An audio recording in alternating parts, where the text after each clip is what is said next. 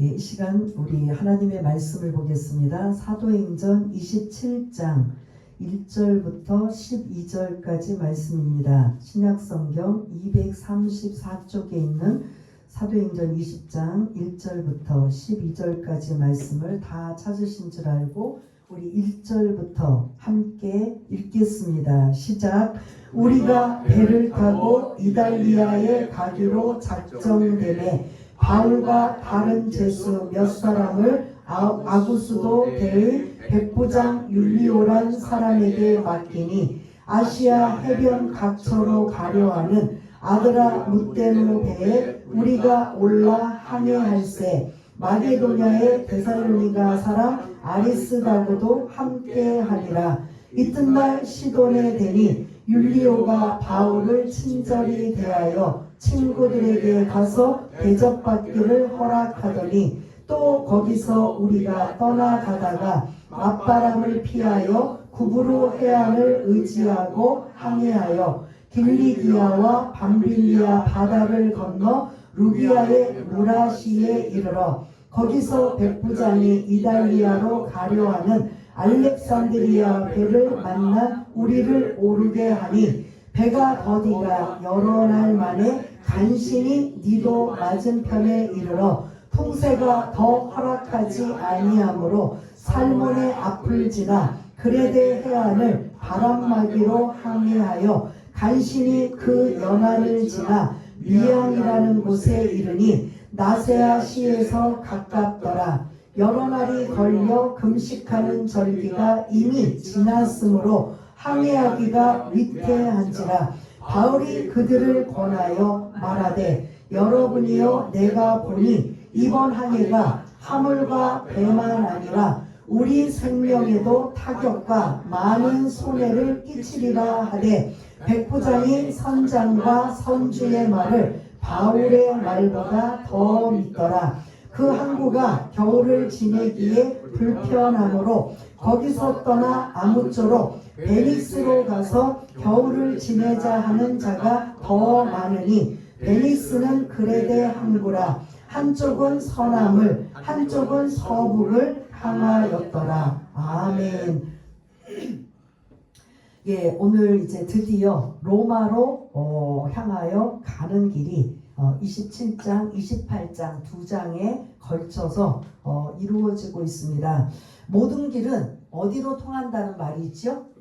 로마로 통한다. 지금은 아니에요. 근데 그때 당시 이 성경을 기록하는 이 본문에 있을 당시에는 로마가 세계 최강의 나라였습니다. 그러다 보니까 모든 길은 로마로 통한다. 그래서 사도 바울도 로마로 꼭 가서 복음을 전하고 싶은 하나님의 예수님의 사명도 있지만 본인도 가고 싶은 그 열망은 모든 길이 로마로 통하는 그곳에 복음화가 된다면 자연적으로 전 세계에 복음의 영향력이 끼칠 수밖에 없기 때문에 주님의 명령도 그리고 바울의 소망도 다 어디에 복음을 전하기에 소망이라고요? 로마에 복음을 전하는 이러한 것이 소망인 걸 볼 수가 있습니다. 그래서 바울은 이 마지막 어떻게 보면 할 수 있는 이 사명, 이 로마에 복음을 전하는 일을 좀 1차, 2차, 3차 선교 여행처럼 조금 의기양양하게 좀 영광스럽게 자기 그런 힘으로 그런 죄수의 몸이 아닌 자유로운 몸으로 복음을 전하기를 원하는 게 바울이 어떻게 보면 생각이었을 겁니다. 그런데 하나님의 생각은 바울의 생각과 완전히 다르게 어떤 몸으로 지금 로마로 가고 있어요? 제수의 몸. 그러면 이제 오늘 처음 들었거나 성경을 잘 모르면 바울이 무슨 큰 죄를 지었나 보다 라고 하는데 할 수 있는데 바울은 죄가 없음에도 불구하고 죄 없는 죄수의 몸으로 바울은 이렇게 로마로 가게 되는 이러한 모습을 볼 수가 있습니다. 그러다 보니까 좋은 점이 뭐냐면 자유는 없지만 좋은 점이 뭐냐? 이 바울이 예루살렘에서 가이사라에서 로마까지 그 복음을 전하러 가는 이런 여행의 경비와 이런 것들은 엄청나다는 거예요. 그러다 보니까 지금 그것뿐만 아니라 항상 바울은 목숨이 위험해요. 누가 죽이려고 해요?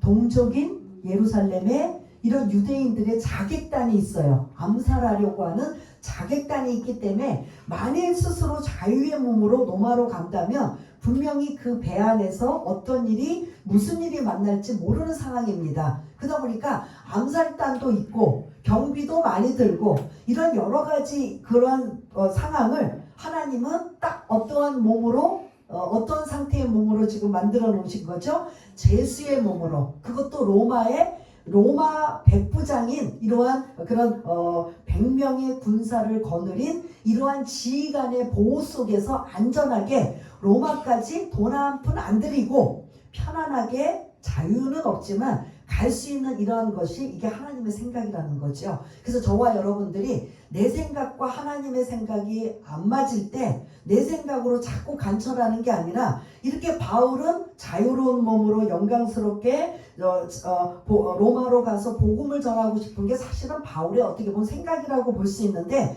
하나님의 생각은 그런 바울의 생각과 정반대로 어떤 몸으로요? 죄수의 몸으로 여러 가지 안전과 편안함과 그리고 그런 경비도 들지 않는 이러한 방법이 하나님의 방법. 그러다 보니까 저와 여러분들이 신앙생활할 때 내 생각과 하나님의 생각이 이렇게 맞물려 있을 때 저와 여러분들은 어디 생각으로 우리가 간철돼야 돼요? 하나님의 생각으로 바뀌어져야 된다라는 겁니다. 이러한 것들이 이제 시작이 되는 드디어 로마로 가게 됩니다. 그래서 오늘 27장 전에 26장까지는 바울이 어디에 있었어요? 가이사라에 있었습니다.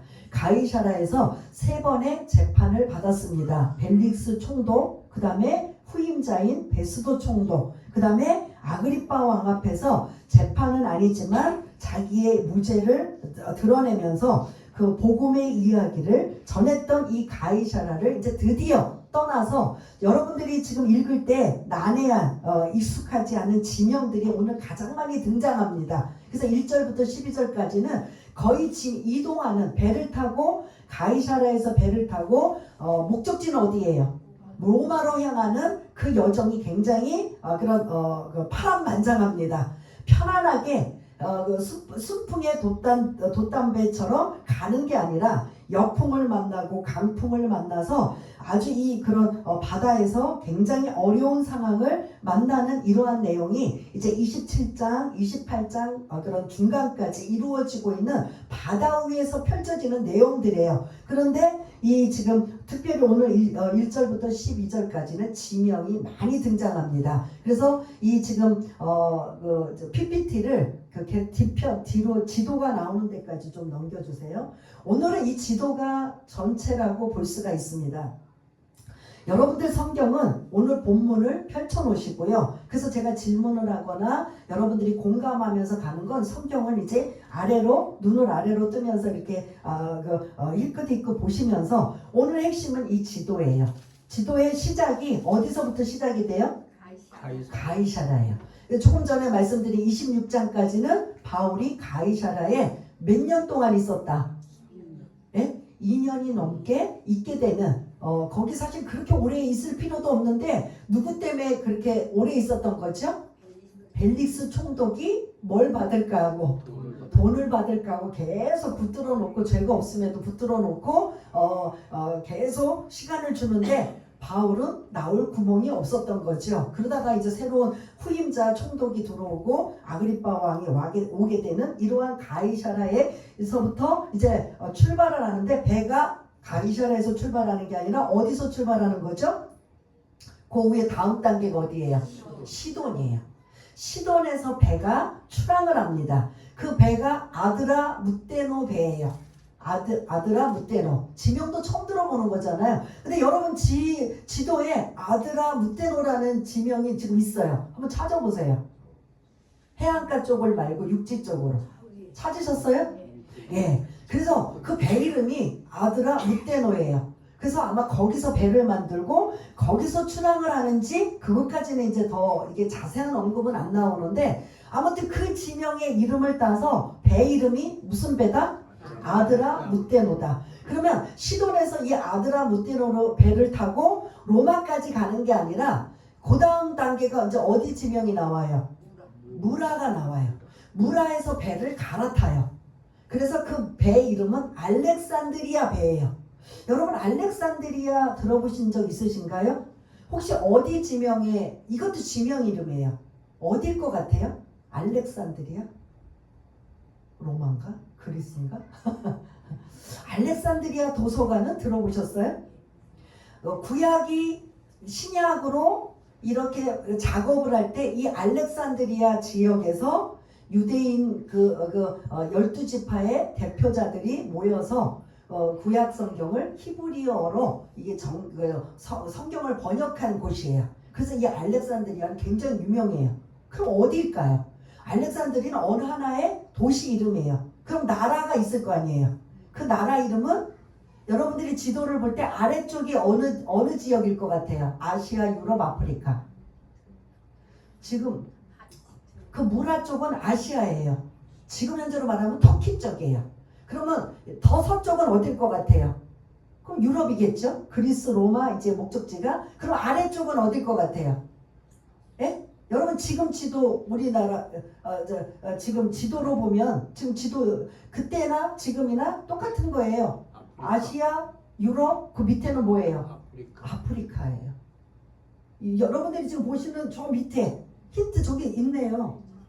여러분들 눈치가 빠르시면은 지도 보고 빨리 찾으셨어야죠. 제가 지금 말씀드린 지명 나왔지요? 어디요? 알렉산드리아. 이곳이 굉장히 이집트에서는 중요한 아주 그런 그 지명 이름인 걸 볼 수가 있습니다. 그래서 무라시에서 알렉산드리아 대형 배를 갈아탑니다. 그래서 여러분들 가이샤라, 시돈, 무라 쪽으로 이렇게 배를 타고 가다 보면 이 배의 이동이 어느 쪽에 가깝게 가고 있어요? 바다 쪽, 더 깊은 바다 쪽을 향해 가고 있어요? 그 아시아 그 해안 쪽을 향해 가고 있어요. 왜 그럴까요? 그냥 보면은 두 가지 중에 하나일 거예요. 아, 중간중간 항구를 들리려고 이렇게 하나 보다 라고 있어요. 또 하나는 너무 바람이 거세게 부니까 밀려서 바다 쪽 깊은 바다로 가지 못하고 해안가 쪽으로 지금 밀려가고 있다. 이 둘 중에 하나예요. 그렇다면 여러분 1절부터 우리가 11절까지 가면 간신히 배가 지금 가고 있다는 소리예요. 그러면 이게 좋다. 순풍이에요? 역풍이에요? 역풍을 지금 만나고 있다는 거예요. 이 당시에 지금 서쪽을 향해서 배가 가고 있는데 서쪽에서 맞바람을 지금 치고 있어요. 그러니까 배가 자꾸 밀려가지고 진행하지 못하고 깊은 바다로 가는 게 아니라 해안가 쪽으로 지금 가고 있다가 드디어 이제 무라라는 곳에 이제 가게 되는데 그 무라에 가기 전에 어디를 지금 거치고 있는가? 그 지명 이름이 나오지요. 섬이 지금 뭐라고 나와요? 섬 이름이 없나요? 키프로스. 그게 구브로 우리가 다 까먹었지만 바울의 몇 차 선교 여행이 시작된 곳이에요. 1차. 처음 바울과 바나바가 여기 바나바의 고향인 이 지역을 선교했던 지역이에요. 그 다음에 이제 섬 위로 보면은 어떤 지명이 등장해요? 길리기아, 밤빌리아.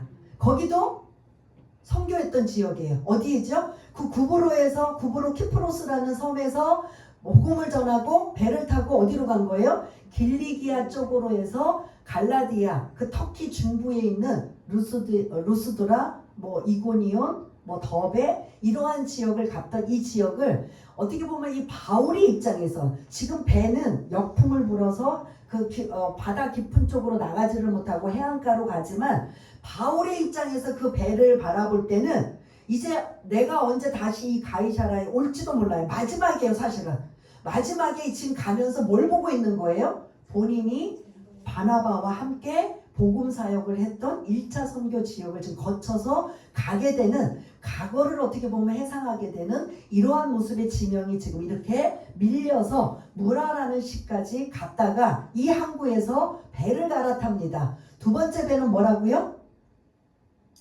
지명 알렉산드리아 배. 아까 첫 번째 배는 저 위에 지명 아드라 무테노 배를 타고 시돈에서 배를 타고 무라까지 온 겁니다. 그러니까 무라에서 이제 더 큰 배, 그 당시에는 여객선이 아니에요. 지금은 관광을 다니고 하는데 대체적으로 이 배가 움직이는 건 곡물, 운반, 수송선이에요. 곡물을 담아서 그 배에 싣고 그 수입하거나 수출하거나 이러한 목적으로 배들이 대부분 많이 다니고 있는 걸 볼 수가 있는데 이 알렉산드리아 배는 아드라무테노 배보다 엄청 큰 배예요. 그래서 이 안에는 뭐를 싣고 그럼 저 알렉산드리아에서 왔다라는 거잖아요. 이집트 알렉산드리아. 이집트에서 유명한 게 뭐냐면 밀 그런 생량이 엄청나요. 그래서 이 당시에 그 곡물을 최고 많이 수출해 오는 곳이 어디냐면 이집트예요. 그 알렉산드리아 배를 타고 이 이집트에서 출발하는 건 뭐를 지금 잔뜩 싣고 지금 출발했다는 거예요? 곡물, 밀이에요. 거기는 이제 빵이 주식이다 보니까 밀 곡물을 이 알렉산드리아 큰 배에 잔뜩 싣고 목적지가 어디냐? 로마로 가는 거예요. 근데 무라시를 거쳐서 지금 로마로 가게 되는 이러한 모습을 볼 수가 있습니다. 그래서 이제 우리가 다음에 또 나눌 텐데요. 그 알렉산드리아 배의 인원이 몇 명을 탔냐면 276명을 탔어요.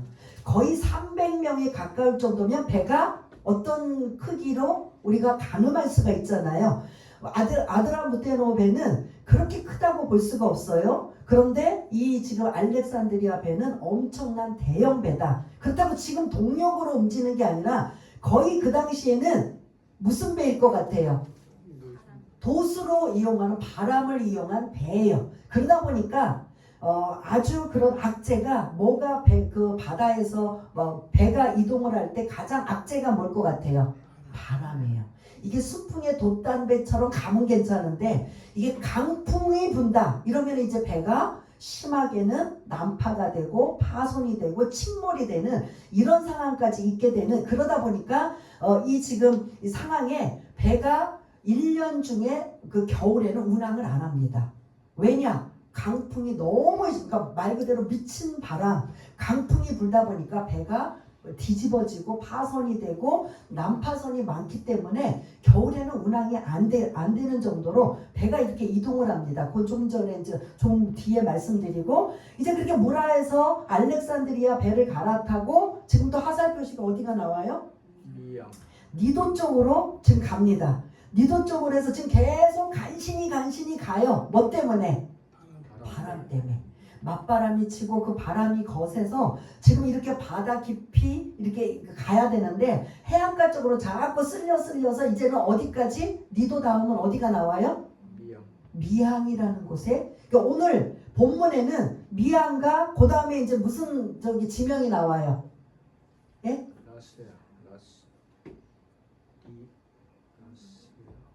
예, 미항 사보고 다음 동그란 베닉스가 나와요. 베닉스. 그래서 지금 요 섬, 이 섬에서 그 그레데 섬이거든요. 이게 전체를 그레데 섬이고 그 안에 지명이 항구 이름이 미항 그리고 뭐 베닉스, 라세아시 뭐 이런 지명이 나오는데 이 섬은 무슨 섬이다? 그레데 섬이에요. 이 섬까지 오는데 지금 바람이 거세게 불다 보니까 이제 여기서 뭔가 결정을 내려야 돼요. 여기서 더 항로를 갈 것이냐 여기서 멈출 것이냐. 그래서 여기서 지금 오늘 전체 내용을 보자면 뒷부분 우리가 12절까지 읽었는데 9절, 10절, 12절까지를 보자면 바울이 제안을 합니다. 미항까지 지금 왔어요. 이 아름다운 항구. 요 미항은 작은 항구예요. 그 다음에 베닉스는 그레데에서 큰 항구예요.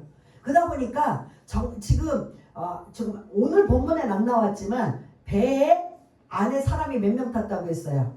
276명이 작은 항구 미항에 정박해서 겨울을 보낼 것이냐 아니면 좀 더 큰 항구 위락시설도 있고 겨울을 한 3, 4개월을 보낼 수 있는 이러한 베닉스 항구에서 머물 것이냐 이거를 지금 바울이 제안을 합니다.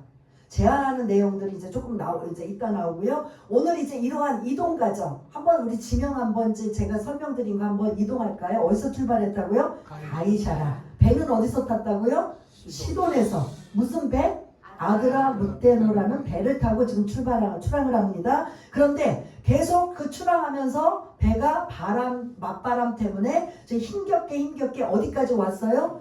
무라시라는 곳까지 지금 왔는데 여기서 배를 갈아탑니다. 무슨 배? 예, 이 배는 작다 크다? 큰 배를 276명이 수용하는, 그리고 거기에 곡물이 많이 싣고 가는 엄청난 큰 배를 무라시에서 지금 갈아탑니다. 그럼에도 불구하고 계속 바람은 거세게 불어서 니도를 거쳐서 지금 어디까지 왔다고요? 미양. 그러니까 말 그대로 우리식으로 아름다운 항구예요. 근데 그게 작은 항구예요. 거기에 그 작은 항구다 보니까 많은 사람들이 그곳에서 몇 달간 머물 수 있는 상황은 사실은 아니에요. 그래서 이 지금 배를 타고 간 상황이 언제냐면, 이제 조금 이따가도 말씀드리지만 미리 말씀을 드리자면, 이 시기가 빨리 지금 문제가 생기면 멈춰야 되는 상황이에요. 왜냐하면 9절에 보면 금식하는 절기다라고 나와요. 그러면 이게 시기예요. 9절에 보면 금식하는 절기, 그럼 유대인들이 금식하는 절기거든요. 유대인들이 금식하는 절기는 언제냐? 속죄일에 금식하는 절기예요. 그게 유대력으로 보면 7월 1일이 새해가 시작되고, 유대인들은 우리하고 반대예요. 아침과 저녁, 하루의 개념도 우리하고 반대지요. 우리는 언제부터 아침부터 하루의 개념이에요. 0시부터 해서 11시 59분까지가 우리가 하루 개념이잖아요. 그런데 유대인들은 하루의 개념이 언제예요? 저녁 해지기 시작부터 그 다음날 해질 때까지, 아니죠, 저물 때까지, 저무는 게 시작해서 저물 때까지가 하루 개념이에요. 그래서 밤이 되고 낮이 되니 하루가 시작되었다, 이렇게 이제 개념이 틀린 것처럼 여기도 우리는 새해가 언제예요? 1월 1일인데 이들은 7월 1일이에요. 그러니까 우리하고 완전, 그래서 그들은 여름과 겨울이라는 표현 이런 게 우리하고는 정반대예요. 근데 이들이 유대력이 7월 1일이 새해가 시작이 되고 7월 5일이 속죄일이에요. 그 다음에 7월 10일, 15일은 초막절이에요. 그래서 1월과 7월이 가장 이게 절기가 많은 절기인데, 7월인데 우리식으로 이들이 말하는 음력으로 이게 표시하는 거예요. 유대력도 우리도 음력과 양력이 있잖아요. 근데 이거를 7월 그 속죄일, 금식하는 절기가 속죄일인데 그게 7월인데, 그거를 우리 태양력으로 본다면 10월 달로 3개월을 플러스해요. 이해가 되시나요? 유대인들이 말하는 7월은 우리가 생각하는 무슨 몇 월로 생각을 해야 된다? 10월로 생각해야 된다. 그래서 이게 10월 중순 금식하는 절기가 지났으므로라고 해요. 그러면 10월 중순으로 지금 봐야 되는 거예요. 그런데 지금 이렇게 배 운행하는 이런 겨울의 운행 중단은 11월부터 그해 3월까지가 운행 중단이에요. 겨울이기 때문에. 그리고 지중해의 겨울의 바람은 그 표현이 뭐라고, 미쳤다고 해서 무슨 바람? 강풍이라고 하는 정도예요. 이 바람이 장난이 아닌 거예요. 그래서 배가 겨울에는 11월부터 3월까지는 중단한다. 근데 그 중단하는 바로 10월 중순 요쯤에 이 배가 지금 출발한 거예요. 그래서 잘 어떻게 하다 보면 이 강풍을 만나지 않고 로마까지 갈 수가 있는데, 그래도 불안하지 않다. 충분히 불안한 거예요. 겨울이 이제 서서히 다가오는 이러한 시점에 바람이 지금 아까 제가 가이사랴에서 시돈에서 무라까지, 니도, 미양까지 지금 간신히 겨우겨우 지금 풍세가 허락하지 않아서 지금 이렇게 지금 미양까지 오는 길에 바울이 딱 보니까 안 되겠다. 여기서 더 가면 이제 진짜 큰일 나겠다. 이걸 느낀 거예요. 느끼다 보니까 여기서 더 가면 안 되겠습니다. 미양에서 정박하는 게, 겨울을 보내는 게 없겠습니까?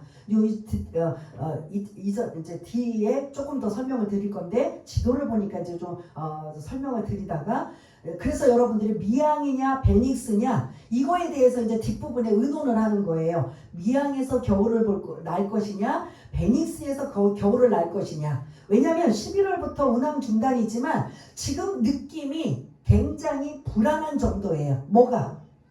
바람이 이게 거센 게 그게 심상치 않은 거예요. 근데 이거를 많이 무리해서 갔다면 이게 어떻게 될까요? 생명이 위협받을 정도로 난파선이 되고 이게 이런 상황이니까 아무것도 손해를 보지 않기 위해서는 바울이 힌트를 줘요. 미항에서 머물자. 근데 이제 거기서 또 다시 행위가 돼서 베닉스로 결정이 나버리는 이런 상황이 있습니다. 그래서 미항에서 바울의 말을 들었다면 여기서 이제 강풍을 만나지 않는데 여러분들 보시기에 미항과 베닉스는 가까워요? 멀어요? 한 80km밖에 안 돼요. 그러니 많은 사람들이 이왕 겨울을 한 3, 4개월 날 거면 그 나면서 뭐 해야 돼요? 거기서 겨울을 항구에 정박해서 보내려면 뭔가 위락시설이나 뭔가 좀 여러 가지 편리한 시설이 있어야 되기 때문에 이러한 시설이 베닉스에는 있고 미항은 없어요. 그러니 사람들이 아니 한두 달도 아니고 3개월 이상을 보내려면 그 위락시설도 있고 편안하게 있으려면 여러분들 생각 같아도 어디가 있는 게 더 나아요? 베닉스가 낫죠. 근데 이런 문제로 이제 결정이 나다 보니까 미항 바울의 이야기를 듣지 않고 베닉스로 가는 여정에 강풍이 불어서 베닉스는 가지도 못하고 어떻게 하다 떠내려 간 거예요. 막 그 바람의 출렁임에 막 이게 막 생명의 위협을 받을 정도로. 그러면 잠깐 여러분들이 머리를 지금 정리하자면 바울은 어디에 머물자? 바람이 심상치 않은 미항에. 근데 다른 사람들은 전문가들 선장과 이런 전문가들은 이왕이면 조금 더 무리를 해서 베닉스로 가자. 그래야 우리가 한 3, 4개월 겨울을 보낼 때 좀 위락시설도 있고 편의시설도 있는 이곳에서 좀 편하게 있지 않겠느냐. 그러니 조금만 더 무리해서 갑시다 했던 내용이 오늘 내용이에요. 근데 다음 주 내용은 그 미항에서 그들이 결정한 베닉스로 가는 여정에 베닉스로 가지 못하고 어떻게 됐다? 강풍을 만나서 흘러 지금 이 방향 원하는 베닉스로 못 가는 거예요. 왜 못 가요? 뭐 때문에? 그 가까운 거림에도 불구하고. 하나 다음 사진 한번 보여주시겠어요? 이건 이제 목적지 로마까지 이제 보여드리는 건데 지금 시돈, 무라, 미항이라는 곳에서 오늘 12절까지가 미항이라는 곳에 미항에 있을 것이냐 베니스에 있을 것이냐 이 고민하다가 이 사람들의 결정이 바울의 말을 의견을 무시해버리고 베닉스로 가려고 하다가 방향이 어떻게 돼버린 거예요? 베니스 쪽은 가지도 못하고 강풍을 만나서 멜리데라는 섬까지 막 그냥 휩쓸려서 막 생명의 위협을 느끼고 거기에 배에 있는 뭐가 많다고 했어요.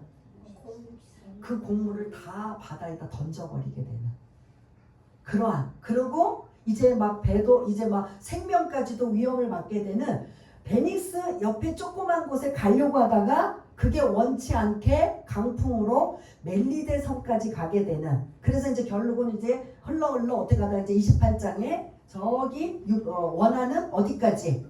로마까지 가게 되는 여정이 오늘 27장, 28장 반에 걸쳐서 한 장 반에 걸쳐서 그 풍랑 강풍을 만난 이러한 이 여정을 이렇게 자세하게 어떻게 기록할 수 있었을까? 사도행전의 저자가 누구라고 했어요? 누가가 이 배를 같이 탔기 때문입니다. 그래서 그 당시에 항해술 이러한 배의 모든 상황을 지중해에 대한 모든 것들을 알려면 이 17장, 18장을 통해서 어떤 시기에 어떻게 이렇게 강풍이 불었나 그리고 배는 어떻게 이동을 하는 거였는가 여러 가지 배에 대한 항해술을 공부하려면 이 부분도 그런 관심 있는 사람들은 이 내용이 굉장히 중요하게 다가오는 걸 볼 수가 있습니다. 그래서 이제 그 전 지도를 펴주세요. 이건 이제 앞으로 이루어질 이제 내용이고 요거를 펴놓으시고 이제 여러분들이 성경을 살짝 보시는데 1절에 보면 시작하는 단어가 뭐예요? 우리가. 그러면 바울이 지금 로마로 가는 길에 누구도 지금 함께 한다는 거예요. 누가? 이 사도행전의 저자가 누가다 보니까 자기 이름을 안 해요. 그 다음에 자기가 함께 움직일 때는 항상 뭐라고 표현해요? 우리라는 표현을 해요. 그래서 1절에 우리가. 그러면 지금 바울이 아드라무테노 배를 타고 갈 때 누구도 함께 동승했다. 누가도. 그 다음에 2절을 보면 또 다른 사람 동역자가 또 나와요. 누가 나올까요? 아리스다고라고 등장해요. 이 아리스다고는 3차 에베소 선교 여행 때 그 은장색, 금장색 이 사람들이 예수 믿으세요 그래갖고 그 우상 파는 장사들이 장사가 안 되니까 막 폭동이 일어났을 때 저 바울을 가만두면 안 된다고 해서 그 강장에 바울을 끌고 와서 많은 그 에베소 시민들이 막 바울을 향해서 외쳐야 되는데 바울이 그때 뭐를 했는지 바울이 없었어요. 그래서 누가 대신 끌려갔느냐? 오늘 본문 아리스다고가 바울 대신 끌려가서 그 강장에 에베소 시민 앞에서 막 그냥 거의 맞아 죽기 직전까지 있었던 자가 누구다? 이 아리스다고예요. 이 아리스다고가 그때부터 바울과 동역하면서 함께 움직였던 이 사람이 즉 아드라무테노 로마로 가는 이 배에 동승자로 돼버린 거예요. 그러면 여러분들 죄인이 동승하는 사람들이 허락이 될까요? 안 될까요? 네? 안 돼요. 근데 그 당시는 신분제도가 있어서 어떻게 하냐면 제수가 만약에 상전이면 종들은 데리고 갈 수 있는 권한이 있어요. 아무리 죄가 있더라도 제수가 상전이면 부리던 종들을 데리고 갈 수가 있는데 이 누가와 아리스다고는 무슨 신분으로 지금 그럼 따라갔을까요? 바울의 종으로 노예로 지금 따라간 거예요. 수발드는 사람처럼.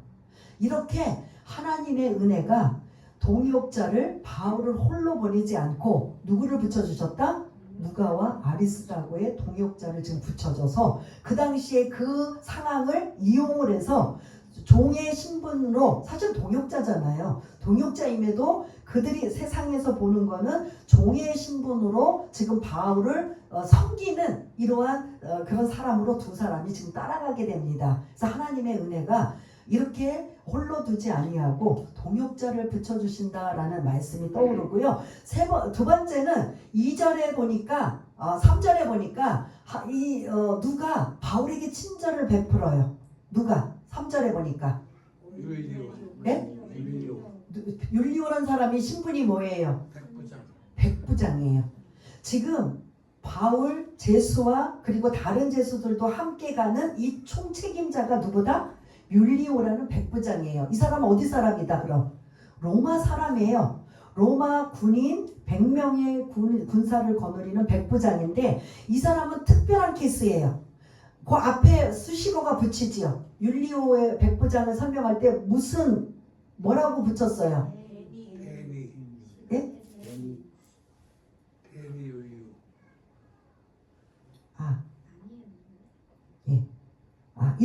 1절에 보면은 1절에 뭐라고 수식어가 붙여 있어요?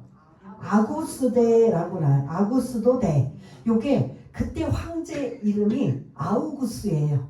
아우구스 황제의 부대라는 소리예요. 아우구스 황제의 부대의 백부장인 율리오예요. 근데 이 사람이 지금 가이사랴에 있다가 바울을 그런 호송하며 로마로 공물 운반 책임자예요. 이 백부장이. 우리 생각으로 백부장이 군인하면 군사나 이런 쪽으로만 생각할 수가 있는데 공물을 운반을 담당하는 백부장에게 이 역할을 황제가 부여해 준 거예요. 그러면 지금 이 알렉산드리아 배에 공물을 싣고 가는 이 공물은 로마에 겨울을 보낼 수 있는 엄청난 양과 중요한 역할이에요. 그럼 이 공물이 로마에 도착하지 않으면 로마 사람들의 그 당시는 노예도 많고 막 많은 사람들이 많았는데 이 공물이 도착하지 않으면 로마에도 타격이 있을까요? 없을까요? 그래 이 모든 것들을 책임지는 총책임자 백부장 율리오라는 사람이에요. 이해가 되시죠? 그냥 백부장 율리오 하면 군인인가 보다 군사의 어떤 중요한가 보다라고 할 수 있는데 요 지금 상황의 율리오는 공무를 책임지는 역할을 담당하는 자로 지금 황제의 친위 부대에 소속된 사람이에요. 그래서 이 사람은 지금 바울을 데리고 가는 것도 중요하지만 뭐를 지금 안전하게 로마까지 가는 게 중요해요. 근데 아까 이제 우리가 다음 주부터 나누는 강풍에는 그 공물을 다 뭐 했다고요? 바다에 다 버린 거예요. 그러면 율리오가 해야 할 역할을 어떻게 한 거예요? 못하게 되는 상황도 돼버린 거예요. 그렇지만 아무튼 그거는 제가 이제 좀 다른 이제 딴 길로 갔는데 이 지금 3절을 보시면 이 백부장 율리오가 바울에게 어떻게 지금 대하고 있는가? 친절한 친절이 되었다. 어떻게 친절? 그 3절을 보면 시돈에서 이 아드라 무테노 배를 타려면 이게 뭐 바로 출발하는 게 아니라 뭐 뭘 하역하기도 하고 뭘 싣기도 하고 하는 이런 상황에 좀 날짜가 2, 3일을 걸린다든지 아니면 며칠을 걸릴 수도 있는데 바울을 지금 뭐를 해줬냐면 시돈에서 휴가를 준 거예요.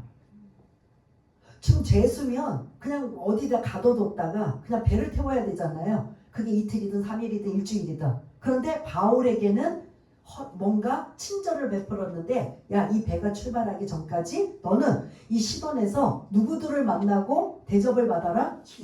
친구들을 만나 대접받고 그 다음에 그러니까 이 율리오도 바울이 모함을 알고 있어요. 죄가 없다라는 걸 알고 있어요. 그리고 로마 시민권이기 때문에 특혜를 받을 수 있는 사람이라는 걸 아는데 아무튼 이 백부장 율리오가 지금 그 바울을 아주 극진히 좀 함께 그러면서 배가 출발하기 전까지 당분간 너의 지인들이 있다면 그렇게 편안하게 대접을 받고 그 다음에 출항할 때 와라. 지금 이러한 대접을 받고 있는 거예요. 사실 누가 하신 거예요? 하나님이 백부장 율리오의 마음에 바울을 그래도 이 마지막에 로마로 가는 길에 편안하게 시돈에 있는 초대교회 성도들과 교회의 만남을 갖게 하고 시간을 보게 한 하나님의 은혜가 이 3절에 담겨져 있는 것을 볼 수가 있습니다.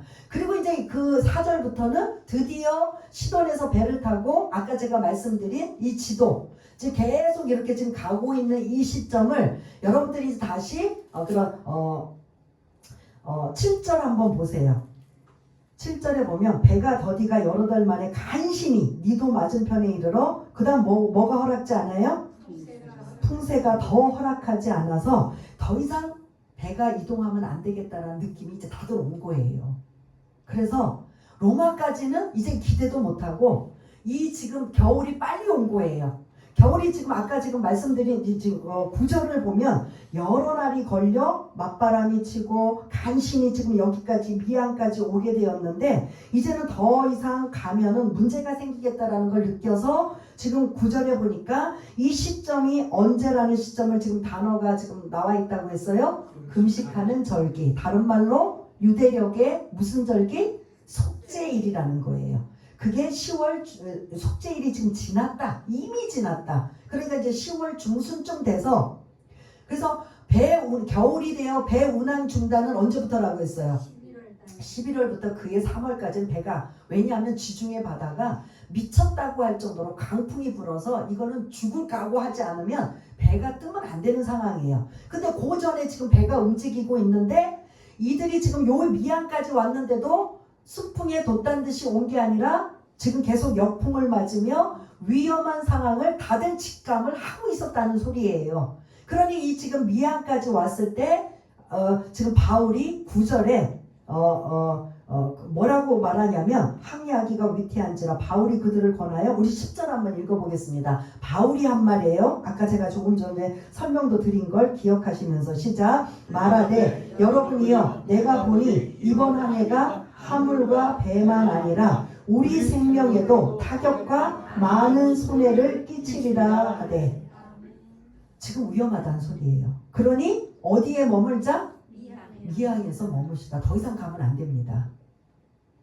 그런데 다른 사람들은 아까 제가 뭘 설명드렸어요? 미항 말고 베니스. 그러니까 이제 이 사람들이 배 안에서 회의를 한 거예요. 총책임자는 누구냐면 백부장 율리오예요.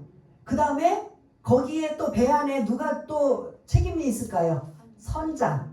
그리고 여기에 누가 또 있어요? 선장 옆에 붙는 단어가 배 책임자인 선주도 있어요. 그리고 여기에 로마 백부장과 선장과 선주가 의논해서 갈 것이냐 말 것이냐 하면 되는데 지금 이 의견을 누가 제시를 한 거예요? 바울이 먼저 제시를 한 거예요. 그러다 보니까 이제 의견이 4명이 모여서 의논을 하게 됩니다. 백부장 율리오는 이 배에 어떻게 보면 총책임자가 돼버린 거예요.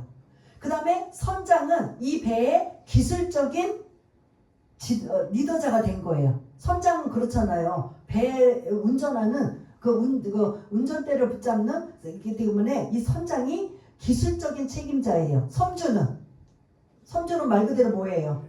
네, 물질적인 어떻게 보면 책임자라고 볼 수가 있어요. 근데 거기에 지금 누가 합류했어요?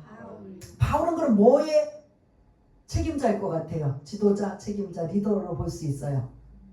총책임자, 기술적인, 물질적인. 그러면 바울은 거기에 무슨 자격을 만들자면 어떤 걸까요? 무슨 자격? 기술도 아니고 돈도 아니고 총책임자도 아니고 뭘 것 같아요? 영적인 책임자. 저와 여러분들이요, 집안에서 다 믿으면 그래도 같이 의논하기가 좋지만 예수 안 믿는 가정에 나 혼자만 믿었다 하는데 집안에 혹시 역풍처럼 어려운 일이 생기고 문제가 터지고 조짐이 안 좋으면 가장 먼저 누가 눈치를 채야 되냐면 예수 믿는 사람이 눈치를 채야 되고 감을 잡아야 되는 거예요.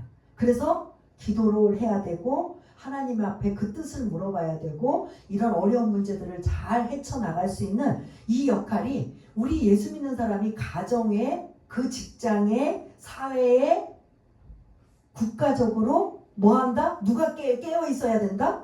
믿는 사람이. 그래서 그 영적 분별력을 가지라는 소리예요.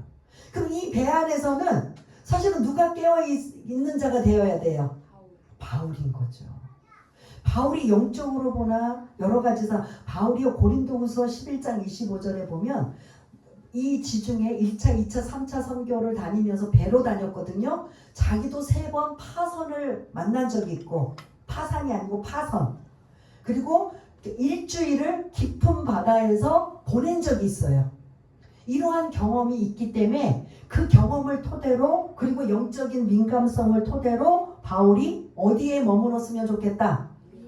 미양에 머물면 좋겠다 한 의견을 제시했어요. 그랬더니 지금 백부장 율리오와 선장과 선주들이 같이 의논하면서 이 사람 말을 우리가 미양에 머물 것이냐 아니면 요 80km만 조금만 더 가면 베닉스에서 우리가 그냥 아예 겨울을 날 것이냐 이걸 지금 의논한 거예요. 그런데 11절에 보니까 뭐라고 나와요? 11절 우리 한번 읽어보겠습니다. 시작. 백부장이 선장과 선주의 말을 바울의 말보다 더 믿더라. 아멘. 선장과 선주는 어디로 가기 원해요? 베닉스예요. 거기 이제 12절에 나오는 것처럼 베닉스고 바울은 요 80km가 얼마 안 돼도 지금 요 몇 킬로도 만약에 강풍이 불거나 이게 막 거세면 그거 거기까지 가지 못하고 문제가 생길 수 있다. 하물과 배와 생명이 위협을 받을 수가 있다. 그러니 미양에서 머뭅시다 라고 했는데 선장과 선주는 자기는 이 길을 계속 다녔던 전문가잖아요. 그럼 여러분들이 백부장이라면 바울의 말을 믿겠습니까? 선장과 선주의 말을 믿겠습니까? 전문가인 기술적인 선장의 말을 믿겠습니까? 선장과 선주의 말. 백부장도 마찬가지로 누구 말을 들은 거예요? 선장의 말을 들은 거예요. 그래서 바울의 말은 무시가 되고 어디를 향해? 베닉스를 향해서 가는 오늘 이제 이게 12절까지의 내용이에요. 근데 이제 13절부터 우리가 다음 주에 나눌 그 베닉스까지 못 가고 어떻게 됐다? 깊은 바다의 난파선으로 이제 완전 죽을 위협, 생명의 위협을 느끼고 그 곡물을 다 바다에다 던져버리며 그 유명한 무슨 강풍? 유라굴로 강풍을 만나게 돼요. 지중해에서 가장 무서운 강풍이 유라굴로 강풍인데 그거를 만나게 됩니다. 좀 이제 다음 주를 사전에 조금 힌트를 드자면 어디에 머물렀으면 이 강풍을 안 만나게 돼요? 이게 저와 여러분들의 믿음의 사람들이 가정에, 사회에, 직장에, 국가에 여러분들이 쓰임 받아야 된다는 거죠. 이게 아니다 싶으면 여러분들이 사람을 못 막으면 뭐라도 해야 돼요. 기도하면서 하나님 앞에 도움을 요청하면서 이건 분명히 가정에 일어나는 문제, 직장과 사업장에 일어나는 문제, 그리고 국가적으로 사회적으로 일어나는 문제가 이게 심상치 않다라고 생각한다면 여러분들은 어떻게 해야 돼요? 여러분들이 바울처럼 영적인 분별력과 영적인 하나님이 주시는 지혜와 이런 것들이 있어야 된다라는 거죠. 그러면 그걸 깨닫게 되면 여러분들은 뭐 해야 되는 거예요? 기도로 들어가는 거예요. 하나님 저를 깨닫게 해주시고 이런 생각이 갖게 하시고 여러 가지 보는 현상과 이런 상황이 이게 아니다 싶어서 하나님 앞에 이렇게 기도합니다. 근데 다른 사람들은 이 상황을 알아요, 몰라요? 전문적인 기술자도 지금 어떻게 돼요? 욕심을 부리고 베닉스로 가려다가 지금 이런 엄청난, 그래서 앞으로의 이 지금 여기 12절에서는 거절을 당했지만 13절 이후부터는 영적인 지도자, 이 배의 책임자는 누구로 바뀌었겠다? 바울로 바뀌어요. 이해되시나요? 요건 이제 사전 시식으로 우리가 이제 13절부터 나눌 건데, 이런 저와 여러분들이 그런 사람이 되어야 된다는 거죠. 가정에, 사회에, 교회에, 아니면 직장에, 국가에 어려움이 생기고 있으면 그냥 에이 뭐 따라가는 거지, 대세를 따라가고 뭐 다 그런 거지가 아니라 알게 하시고 깨닫게 하시고 보게 하시고 느끼게 하신다면 그거는 여러분들이, 그건 하나님께서 주시는 마음이라는 거죠. 그 지혜와 지식과 경험과 이런 것들을 토대로 하나님 앞에 기도하며 그 부분을 해결이 되거나 바르게 될 때까지 기도하는 역할은 그 마음을 주신. 그러면 지금 바울은 이렇게 거절을 당했으니까 아이 뭐 이제 뭐 나머지 나 책임 안 져, 니네들 알아서 해, 할까요 안 할까요? 자기도 그 배에 탔기 때문에 책임을 져야 되잖아요. 거절을 당했지만 바울은 뭐 할 것 같아요? 기도하는 거죠. 이게 저와 여러분들이 필요합니다. 정리하겠습니다. 이 지금 가이사라를 떠나 시돈에서 배를 몇 번 갈아탔다고 했어요?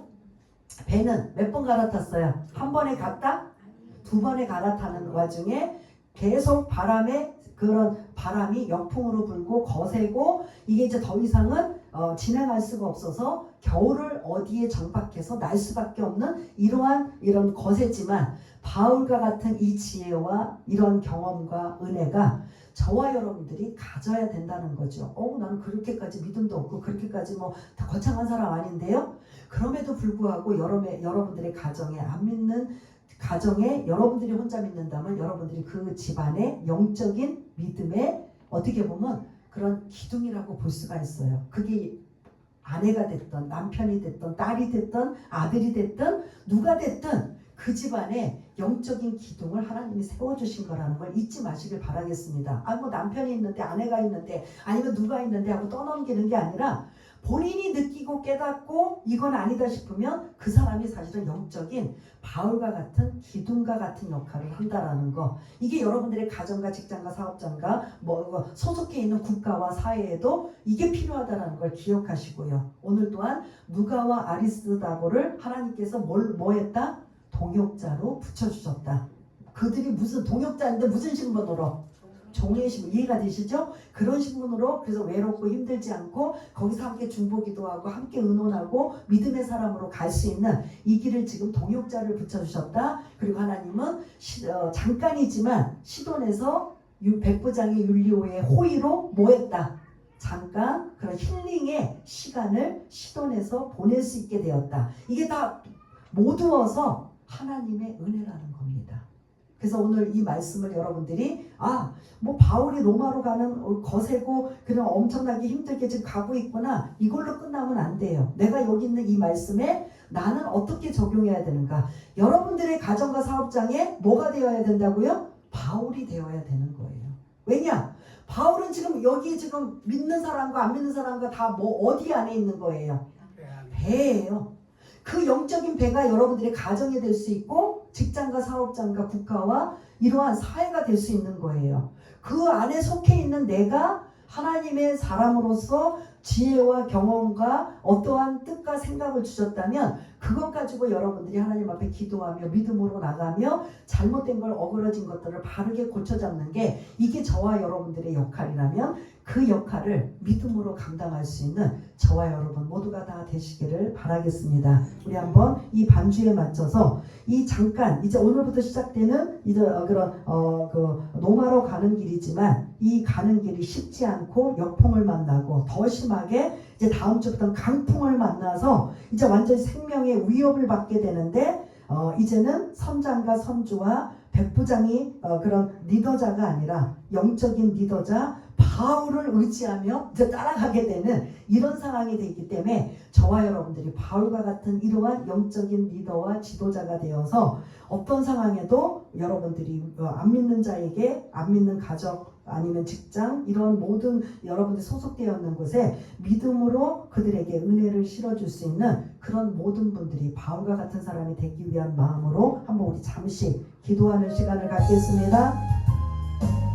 할렐루야. 사랑이 많으신 하나님 아버지, 오늘부터 이제 드디어 바울이 로마로 가게 됩니다. 그래서 배를 타고 가는 여정에 이러한 지명들을 우리가 함께 나누었고, 이제 순탄하지 않는 이 거센 바람에 미항에서 바울의 말을 듣고 겨울을 났다면 이렇게 많은 아버지 하나님 곡물과 그런 생명의 위협을 느끼지 않았을 터인데, 기술적으로 전문적인 사람들이 베니스로 가자라고 했던 그 말 때문에 이제 거의 그곳에 도착하지도 못하고 유라굴라 강풍을 만나 생명의 위협을 받게 되는 이런 숱한 어려움을 이제 장황하게 27장에 28장에 기록되어 있는 말씀들을 나누려고 합니다. 그럼에도 불구하고 1절부터 12절까지의 말씀에 하나님께서는 그렇게 홀로 보내지 아니하고 동역자 누가와 아리스다고를 비춰주신 은혜가 감사하며, 이제 잠깐이지만 백부장 율리오의 호의로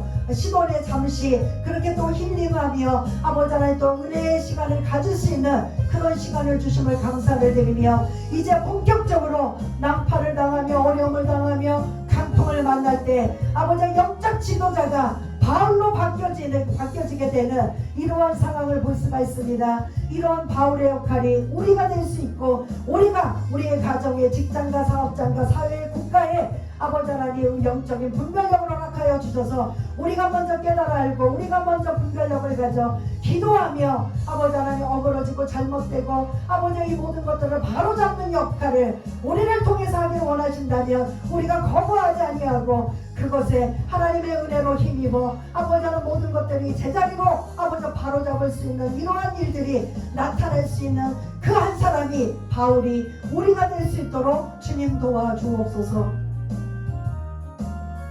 하나님 아버지 감사합니다.